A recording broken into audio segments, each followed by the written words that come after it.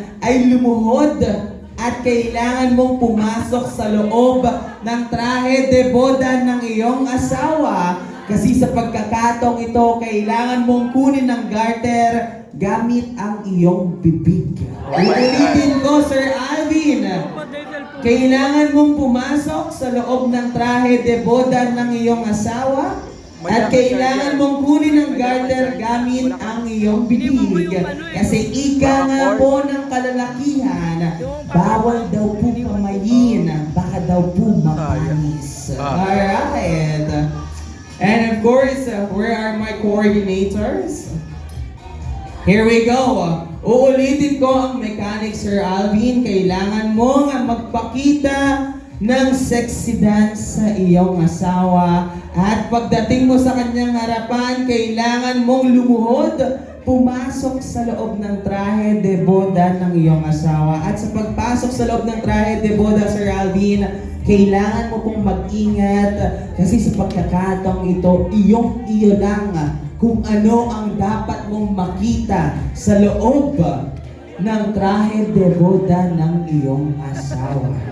And once again, you need to remove the garter using your lips.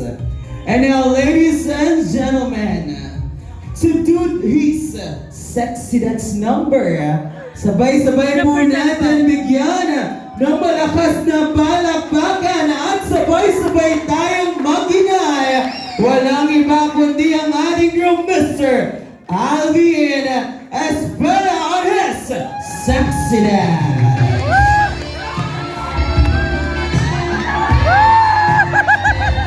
Come on, Sir Alvin, uulitin ko as sexy as you can. Kung kinakailangan mo, magtanggal ng isang kulot para mapawaw mo ang iyong asawa. Gagawin mo. Come on, Sir Alvin. At kung kinakailangan daming beses ang iyong asawa, gagawin mo.